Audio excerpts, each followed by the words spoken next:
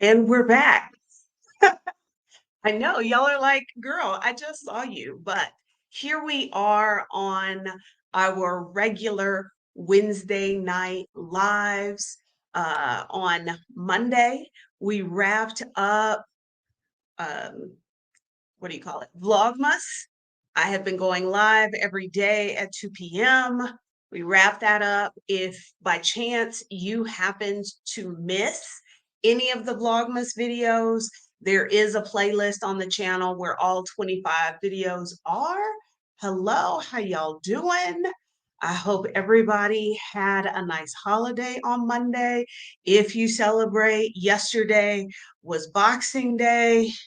I hope you had a nice day off. Hopefully, you didn't have to work on Boxing Day.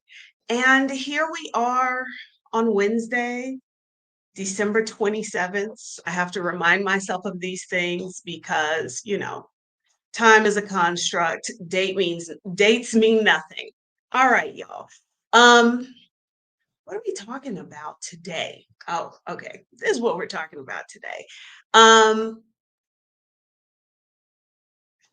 so much of the content, including the content on this channel, talks about moving abroad, why you should move abroad, who shouldn't move abroad, as well as how to do it, how to actually go through the process of moving abroad. I got plenty of stuff on this channel if that is something that you are interested in. Um, there are people, including myself, who share what their life is like living outside their home country.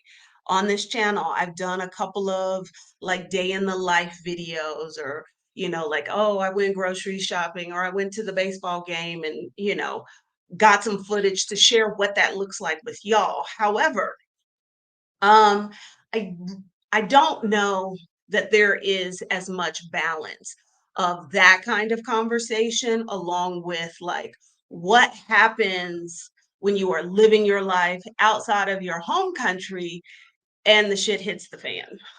When the worst things you can imagine happening happen.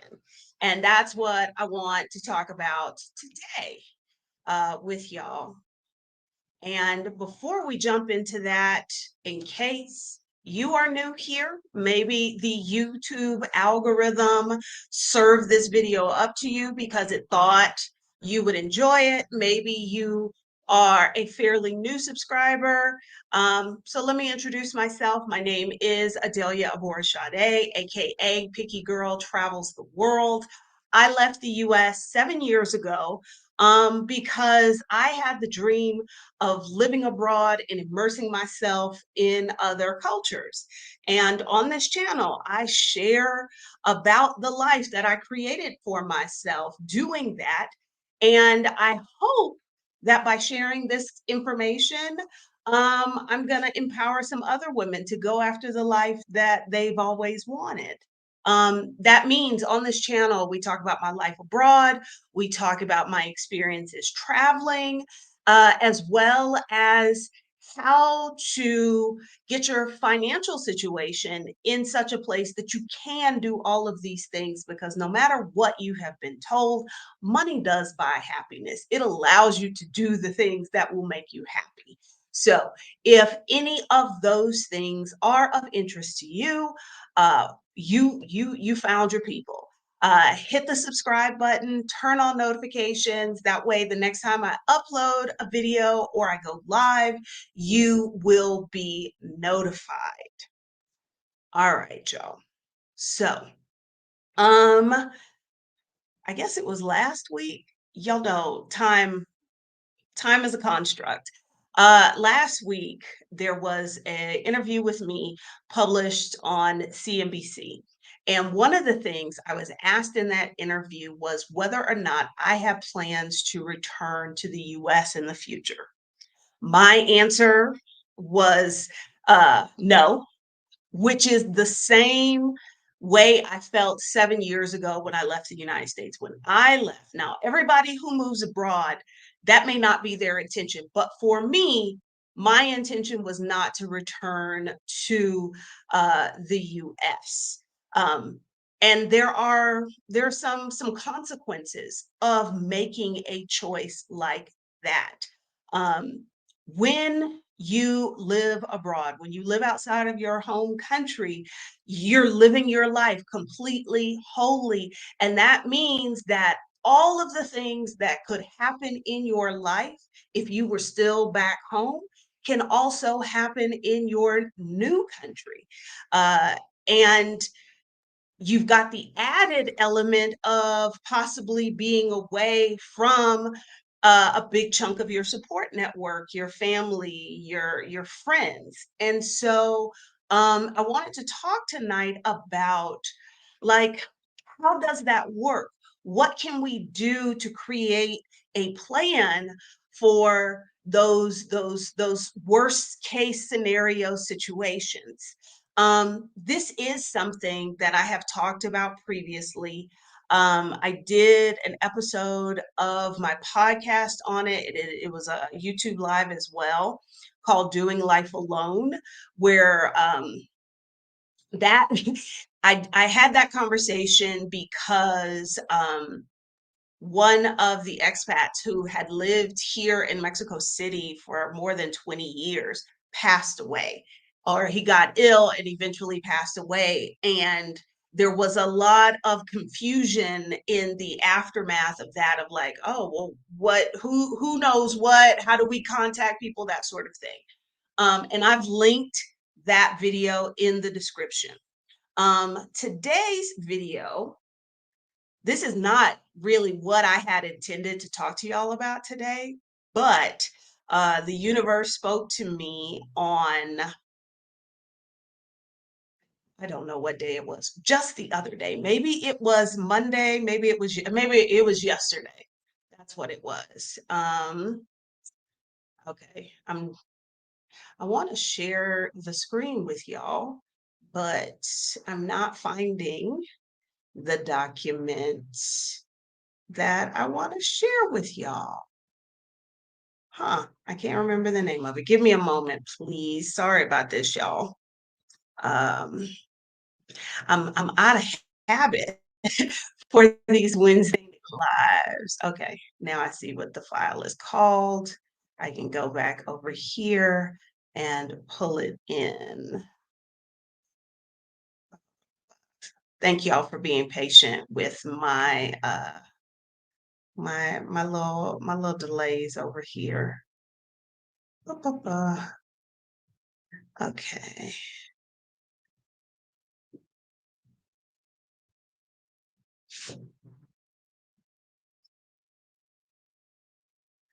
Why is it not showing up?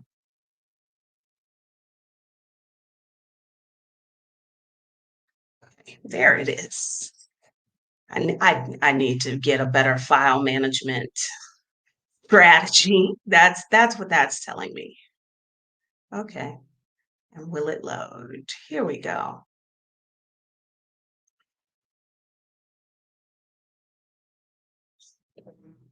Sorry, y'all, this is taking so long. Okay, but yesterday I was perusing various Facebook groups and came across a couple of posts that made me pause and was like, "Oh, we need to have a conversation about it." Oops, that is not. Hold on. I edited these. Oh, that's the problem. Okay. Because I wanted to remove any identifying information. And I just realized that if I pull the image directly in here, it removes where I remove the identifying information. So instead of doing it that way, let me see if I can do it this way.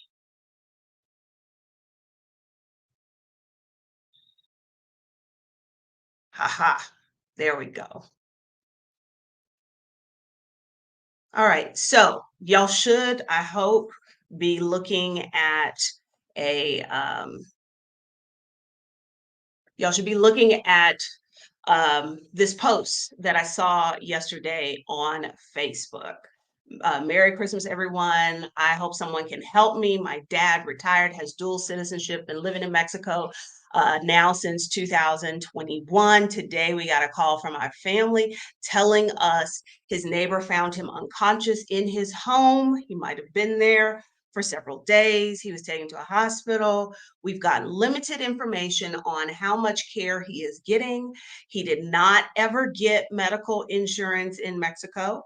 Please, if anyone here has any suggestions on what my brother and I can do to help him here in the US, let us know. My brother tried to contact the embassy, but being that it's a holiday, we weren't able to speak to anybody. I don't know anything about the medical system, how it works there, even if the hospital has the capabilities necessary to get him stable. Follow any lead that anybody could give me. Okay. So, yes. Yes, this is distressing. However, if we are going to live any place, this is the kind of thing that can happen. When I still lived in the United States, my mother had had a stroke, had fallen in her house. Nobody knew until one of the neighbors found her and they called me. So like this is real life stuff that can happen anywhere. However, when you are in one country and this is happening to you and your people are somewhere else, that adds another layer of complication to the issue. And so um this person went on to say that they had not been able to contact the hospital directly. um the everything is in Spanish. They were trying to figure out what to do with the embassy, so on and so forth. Okay, there's a lot of things happening here that I want to have a conversation with y'all about. um First thing, this person is a dual citizen, I assume US and Mexican. Something this person's children did not understand, but if you are considering getting dual citizenship somewhere, something that you need to understand is that as a dual citizen, when you are in that a country for which you hold citizenship, that you have a passport, you are treated just like any other um, any other citizen there. So this person's children trying to call the US embassy, that was pointless. If their dad has Mexican citizenship, the US embassy ain't got nothing to do with him while he is here. He is a Mexican citizen. So that is something to make sure that you understand if you are considering citizenship somewhere, and make sure that the people you have back home understand that as well. Okay.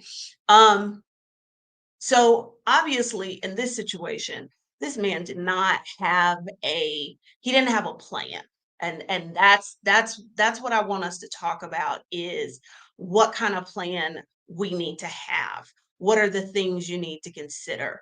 The first thing is, you can be injured, you can be hospitalized, you can die in another country. What is supposed to happen to your remains if you pass away? How are they supposed to get from the country you're in when you pass away to wherever you want them to be? This man's children were talking about getting him back to the US for possible care. It doesn't sound like they realized that being airlifted out of one country to another is somewhere between 25,000, $50,000. They were asking for recommendations on like what should we do, and overwhelmingly the response in the comments was y'all need to come to Mexico. And the original poster replied that they could not because they couldn't afford it. And so, one of the things that you need to do when you are creating your emergency plan, whatever you want to call it, first thing is This man did not get any kind of medical insurance. Now, as a as a citizen or a resident of Mexico, this person was entitled to medical care, but they have to sign up for it. And it sounds like they didn't. If you don't like the publicly available medical situation, you get private insurance. The private insurance plan that I had cost about, well, it cost about 32,000 pesos for the year. Right now, with the current exchange rate, that's about $1,800. And a policy like that would cover hospitalization uh, at a hospital, not where this person, it turned out through some more conversation that these people's parent was not actually in a hospital. They were more like at a clinic, which really wasn't situated to handle their situation. And I've talked about it before. Rashida Dow on her channel have talked about it. In this country in particular, and in a lot of countries, public hospitals might not be, if you've got the money to get into the private system, that may be the route you want to go. So, the first part of your plan is, are you going to have medical insurance? I think you should at least have some kind of policy that's going to cover catastrophic things like hospitalization, that sort of thing. Now, I realize a lot of folks, part of their plan on leaving the US is going to places where they can pay out of pocket for health care. That's all fine and great when you are fully conscious and you have all of your faculties. What's the plan for you've collapsed? You need to go to the hospital. How is that going to get paid for? Is it that there is a stash of cash that somebody in your circle knows there's the stash under her mattress? That's what we use to pay for the hospital. Is there a credit card that somebody can use that you've added them as a authorized user on that they can pay the hospital? Because in many countries outside the EU, one thing, yes, we know healthcare in the United States sucks as from a like customer perspective. We're not talking about the quality of the care necessarily. We're talking about the customer, the cost of it. Um, but if you are admitted to a US hospital, you're treated, they're not going to keep you there until the bill gets paid. That is likely to happen if you are in another country. Um, you will not be released, or they will make you pay like for every per day, like somebody has to pay cash or pay with a credit card in order for you to receive treatment for that day. So if you're not going to have health insurance, if you're, because this where there's no judgment here, but if you're going to choose not to have health insurance, how are things going to get paid for? You need to have a plan for that, and a plan that does not require you to be conscious for it to work. Because you see in this man's situation, if his plan was, oh, I'll just pay for it when I go to the doctor, that's out of the window now that he has collapsed, right? So if you're not going to get insurance, make sure you've got something in place so that the people around can pay for your care. Um, Also, you're living in another country. You should, one of the first things you should do, and I will admit, I have not done this, particularly because I'm not somebody who has chronic health issues, but I need to do this, is identify the doctor, or at least identify the hospital that you want to be taken to should you need emergency care. The insurance that I had in Mexico, there were specific hospitals I needed to go to, and I needed to identify like, this is, if something happens to me, this is the hospital y'all need to take me to. You need to have that information ahead of time. If you do have health issues, like you see a doctor regularly for something, do the people back home have the name of that doctor? Do they have the contact information for that doctor? Outside the US, it is very common for patients to have their doctor's cell phone number, to be able to WhatsApp them. So if you are seeing a doctor on a regular basis, if there is a specific hospital you would like to be treated at because you know that all hospitals in your new home are not created equal, do the people back home have that information? Because y'all see in this situation, uh, if this person had done that, that would have made his children's life a little easier because they're trying to orchestrate things from thousands of miles away. Okay. Um, Another part of your plan should be how many of y'all, let me know in the chat, how many of you have emergency contacts set up in your cell phone? I will tell you that I did not until yesterday. Because after I read this post, I thought, okay, if I was to collapse, I have my phone with me. If I were to collapse, how would, and I'm not at home, how would they know how to contact the right people? And they wouldn't, particularly if I am unconscious or what have you. Okay. Several of you do. Okay. Now you see, you say you do it under ice. I saw that and I thought people were entering a contact in their phone called ice. I did not know that uh, the phone has this capability built into it. Um, you know, when you have your cell phone locked and it says make an emergency call, if if your phone is lost or stolen, somebody should be able to click there and then they should be able to see who your emergency contacts are. Okay. I'm glad to see I am not the only person who didn't have this set up. As you can see now, I do, but I didn't know that you could do that. With the way I be losing cell phones, I should have been done. Okay. So if you are like not before 10 or like I was prior to yesterday, because it's not a contact that you set up, you use the thing that's already built into your phone.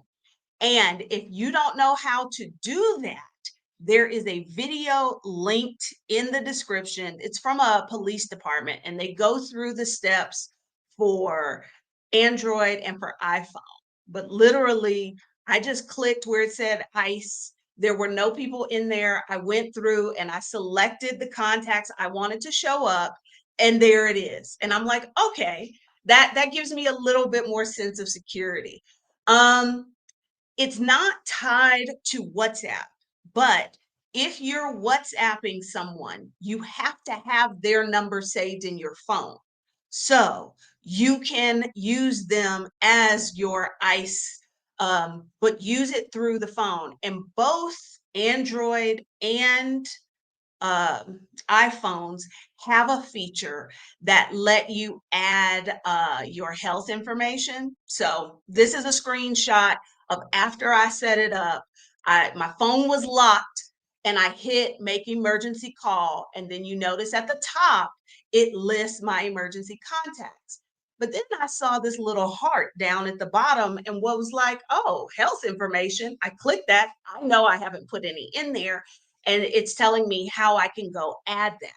So this should be part of our emergency plan really anywhere, but especially because we are living abroad outside of our home country. Okay. So have your emergency contacts in there.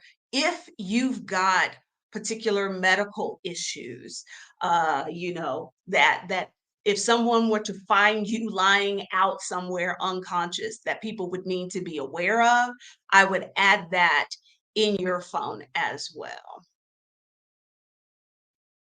Yes, see, I because people were talking about such and such is in my phone under ice, and I thought people were just adding a new contact and calling it ice.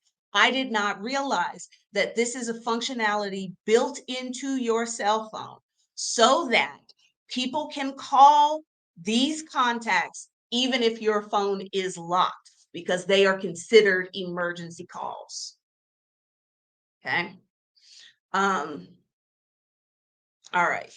And I made a point to pick, well, for me, I put um people who had local numbers, but also like my people back in the States. And hopefully between all of them that can be worked out.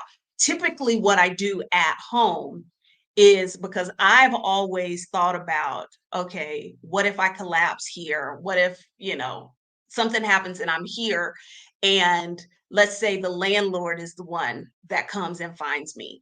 He don't know who my people are. I keep a list like on the refrigerator that says Adelia's contacts, and it'll list like my daughter's name, the fact that she is my daughter, and her phone number. My friend's name, that they're my friend. I have that like on the refrigerator in case somebody who does not know me at all, doesn't think about that sort of thing, that in case they find my body, they know who they should be calling. Okay. Um, all right. So, okay. Yes, add your medication. Like I said, if there's something that people would need to know, if they were rendering medical or emergency aid to you and there is something that they would need to know, include that in that medical part on the phone.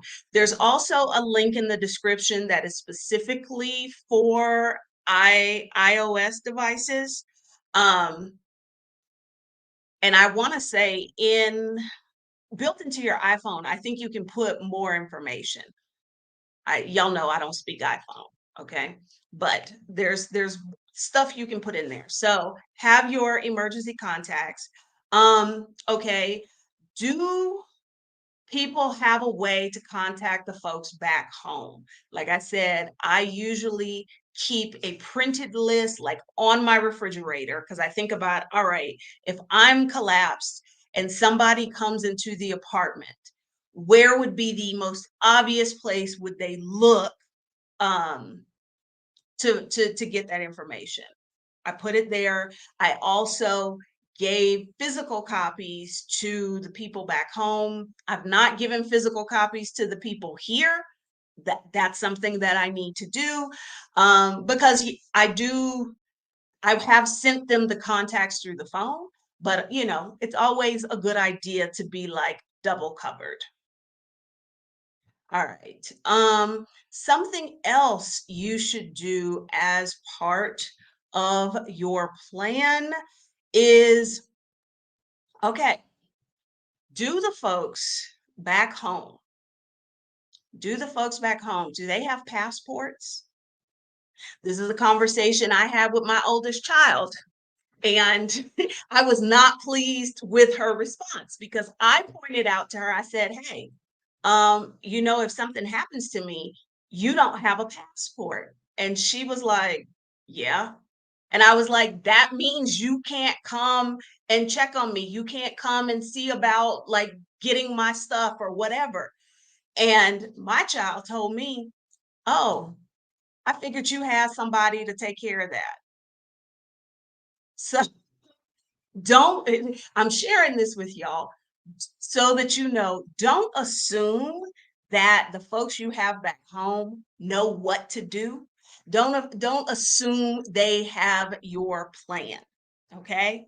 So, um the people who would need to come to your aid, do they have passports? And do they have a means of which to pay for a ticket? In this situation that I just shared with y'all, this man's children, because people were like, hey, y'all should really come down here, particularly because of the way the public health system is structured. It's really, it's based on community structure, so it's assumed you've got family who's gonna like bring you sheets, bring you food, all that kind of stuff. And the daughter was like, it has been a hard year, we cannot afford that.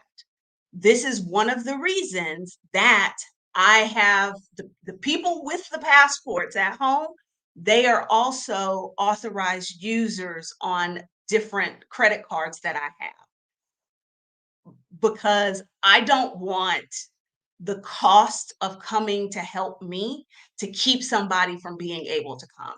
So either you put some cash aside in an account that they have access to, that they can pull on if they need it, add them to a credit card so that if they need to buy a plane ticket, they don't have to wait till they get paid, they don't have to take out a payday loan, they can just buy it. So that's something to think about. Can they get there? Do they have the proper documentation? If not, work on getting them that. I told y'all, if I could do things all over again, one of the things I would have done was to make sure that my adult children had their passports, because me trying to get because it's not an issue of just paying for it. Those of you with young adult children know this. Um, it's not just here's the money, it's making sure the appointment gets made, making sure the photos get taken, making sure they get there. My life would be a lot easier had I insisted on doing that before I left the country. Okay. Um, I'm trying to make sure I don't. So yes, I have people with passports as authorized users on my card so that there is no issue if they need to come to me. Now, here is another, okay, hold on, can I share this with y'all? All right, so if that wasn't enough excitement yesterday, there was another window. There was another post in a different group, and I've removed the photos because, again, I'm trying to protect people's property. But this was the post there. Hello, this is such and such. He arrived in this city, which was not Mexico City, it was somewhere else, and showed up at a friend's house disoriented and confused. We're trying to find his family or someone who knows him who can get him help. Anyone know him? Please repost. Okay, so what happens? How can we plan for if we're incapacitated? We're not unconscious, but like how can we help people get us to our people? A friend of mine has these. This is from a company called Road ID. They sell you can get them as bracelets, you can get them as things that go on your shoes. Notice it has your name, it has the name of your emergency contacts, and you of course wear this on your person. This is from a company called Road, ROAD ID. And I just thought about when I saw this post about this man who arrived unconscious, I mean, not unconscious, disoriented. Like if he had on one of those bracelets, and they have a thing like you can, if you wear an Apple Watch, they have a little thing you could clip on there. It's really, I think, intended for people who run and hike and do outdoorsy stuff. But a friend of mine who is a big time traveler, be traveling, I'm gonna guess at this point, they've probably been to like 80, 90 countries, often by themselves. They wear this all the time. They range in price, and this is not an ad. I have no affiliation with these people, but they go from like $25 to $45. So they're not super, super expensive.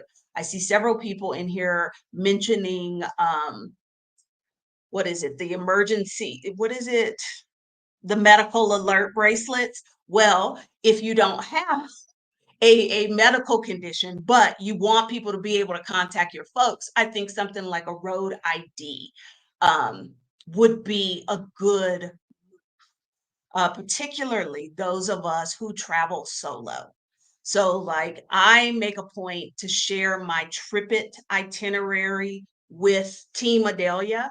But again, that's them. It will take me to come up missing before one of them has, reaches out to the places that are on my itinerary. This way, if I am, incoherent or whatever, somebody can be like, oh, these are people, let's call them so they can come see about their girl.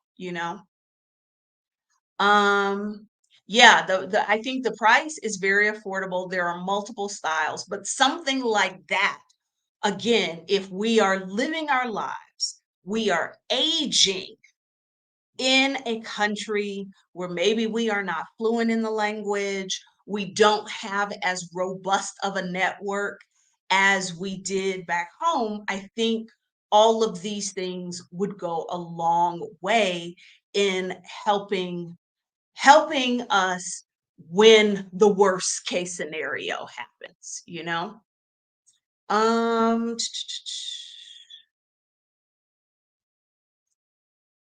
I I've had to do this multiple times. I have had phones lost. I'm horrible with cell phones. Most recently, I had a phone stolen from me and literally had to fly out of the country to get a new SIM card. It's a whole thing. I typically try and keep a backup phone, except my previous backup phone, I'm very difficult on phones, and so the screen was cracked on it to the point that I couldn't even use it. But I do now have a new backup phone in case something happens to my current phone. Okay. Um,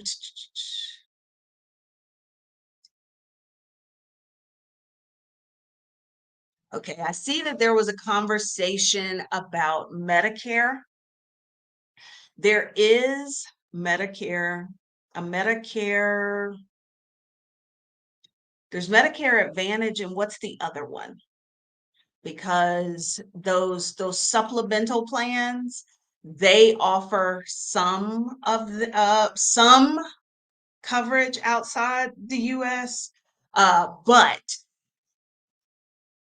if you're using that as a plan, you've got to, and this may be part of your live abroad plan, you've got to be back in the US.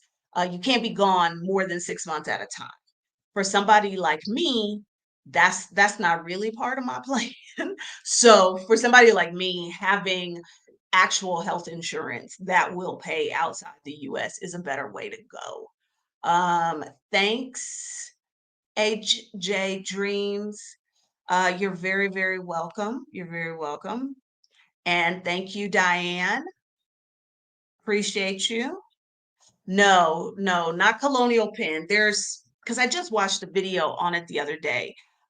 There is like Medicare Advantage, it's the supplemental plans. It's Medicare Advantage, and then there's another kind. And they talked about how much one or the other covered and how that all worked. It's I think Medicare is best used in the US, although there are some instances when you can um, get things covered outside, but it's primarily emergency situations. And again, it's generally going to be on a reimbursement situation, so you still have the same issue. You need to be able to make payment at the hospital at the time services are rendered, whether that is, if your plan is credit card, this is where it's important to identify the hospitals who take credit cards, because they don't all do that. Let's see. Ba, ba, ba, ba. Okay. Yeah. Now, the folks who are authorized users on my card, like, it's not my children. Because there's a reason they were never added as authorized users on my card. It's the people who would be handling my estate should I pass away. Um, Okay. So what else is there something else y'all think I missed in that? Like I said, in both of these situations, I just thought, okay, if this happened to me, do the people who need to know what they need to know, do they know it? I have a friend here in Mexico City who last week I had not heard from. I'd sent multiple texts about different things throughout the day, hadn't heard from them. I called, they didn't answer the phone. And I was like, am I going to have to go over there? Because it would be me, because I'm the person who has the key to their place. And I wasn't able, I had not been given the numbers of other friends and other people who they might have spoken to that day who could verify, oh no, they're fine, blah, blah, blah. And so that's why I say it's important that the people in your circle have contact information for your other contacts. That way, the person who notices, hey, we haven't heard from such and such, somebody needs to go over there and check on her. Um, they can reach out to other people to verify, hey, have y'all heard from her or not? I think it just takes a little bit of work. And so, beginning of, well, 2024, we finna get our acts together. We're gonna do some adulting abroad stuff. Um, y'all are, I will have to go find that video and I will be able to tell y'all properly. But it is a YouTuber. What is his channel called? Almost Retired. He does a lot of retirement kind of content specific to Mexico. And recently he did an interview with an insurance agent who broke down the whole, like, how do you, what kind of Medicare coverage can you use if you are living in Mexico or outside the country? Um, so yeah. Uh, okay. Several people in the comments were talking about this. I didn't mention it this time because I mentioned it in the previous video. Something to keep in mind when you are making advance directives, living wills, and all of that. One, the country you are from and the country you are currently in may not recognize, like, do they recognize each other's documents, or are those separate documents you're going to need that to exist in the other country? The other issue there to make sure is that you've talked to the people in your circle so that they know what they're supposed to do, that they know, yes, you want, extra things done to keep you around, or no, you don't want the extra stuff, all of that. So yes, having the documents is great, but do the people in your circle, do they have copies of the documents? Is there some place they can easily go to grab them? When I did my power of attorney, my medical directive, all of that, the same people who are signatures on my credit cards, they all got a manila folder with copies of those documents.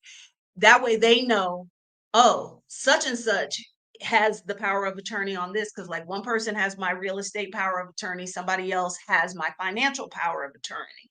They know what the other person is supposed to be handling.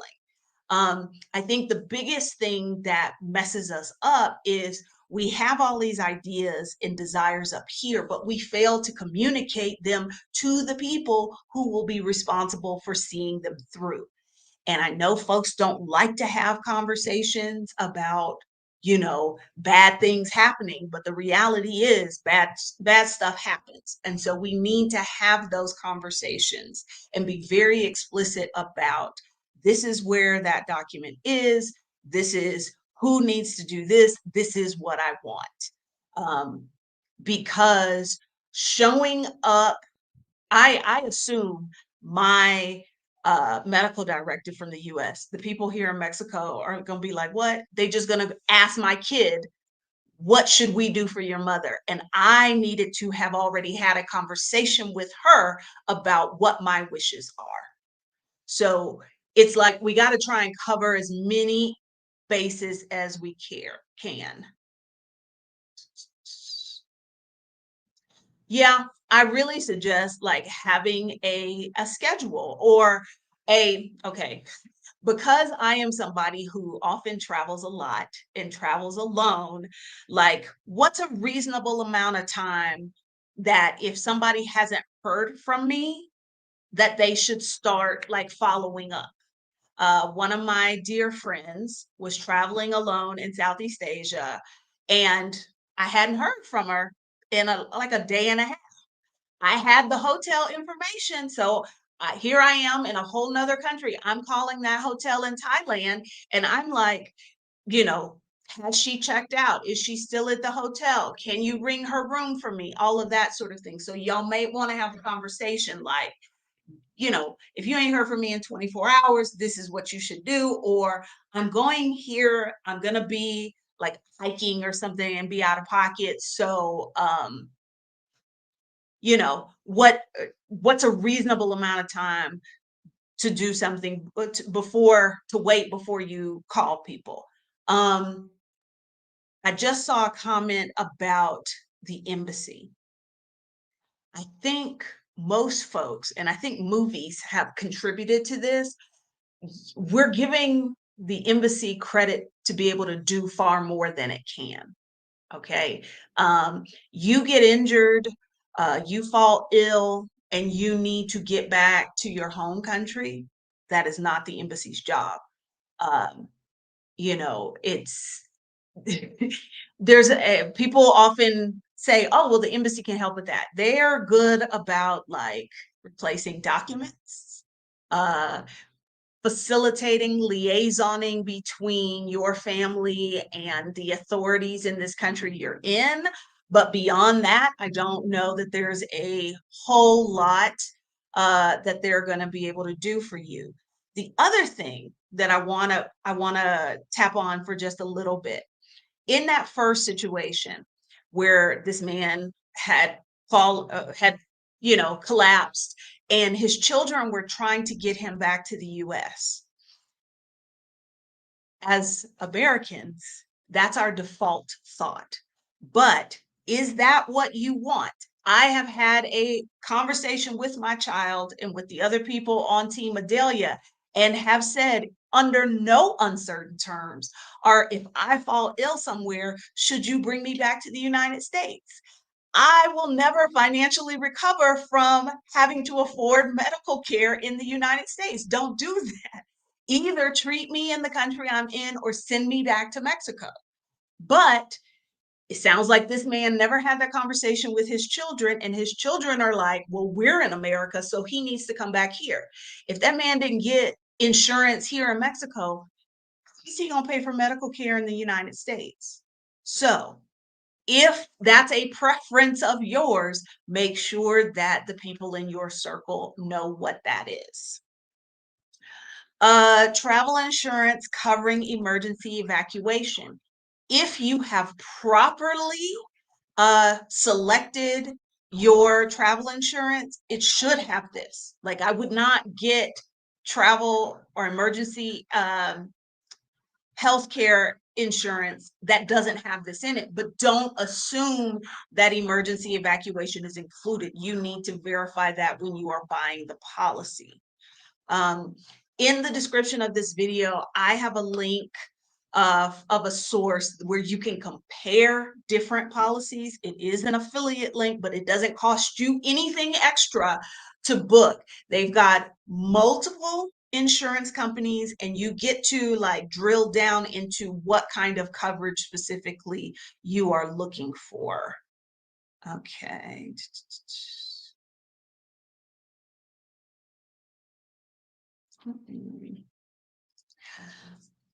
Um, does the paperwork need to be translated in the local language? What would you suggest? It probably really to cover all of your bases.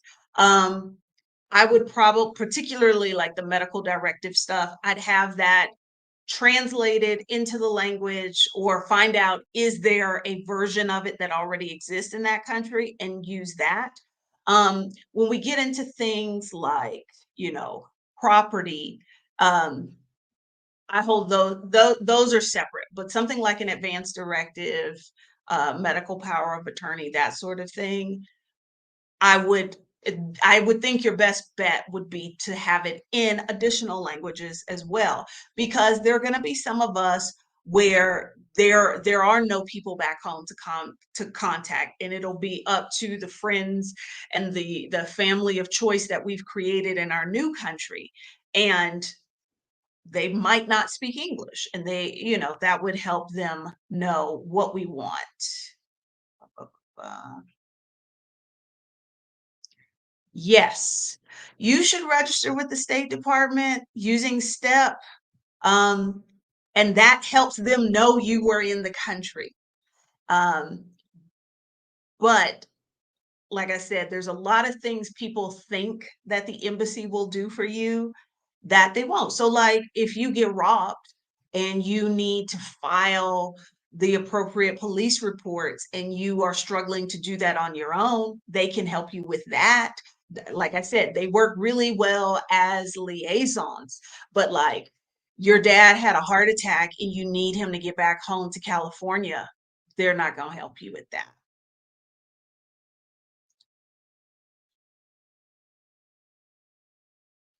Okay.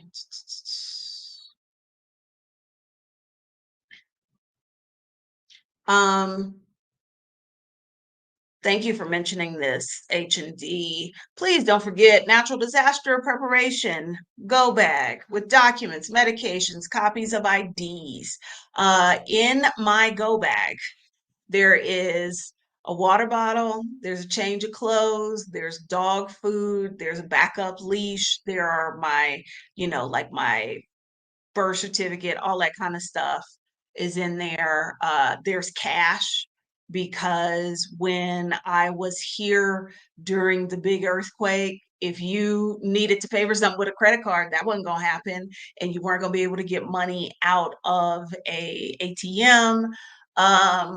If you have a medical issue, make sure you've got the appropriate medication in there. I also keep a backup key to my apartment in there. Now, that again is if I am here when things pop off. If I happen to be elsewhere, you know, I'm SOL, I guess. Okay. I think that is it. I'm doing a quick back through here to see if there were any other questions that I missed. Ba-ba-ba-bum. Oh, that's something else that's in my go bag, a phone charger, and a, whatchamacallit, like a battery pack and a flashlight. Okay, I think that is I think that's it. I'm glad you mentioned this. The AI scammers, here's anybody who knows me, and I have had this conversation. I'm not calling people for anything. So if somebody calls and they're kind of vague and they're like, "Oh, I need you to this," y'all know that ain't me because I don't call people on the phone.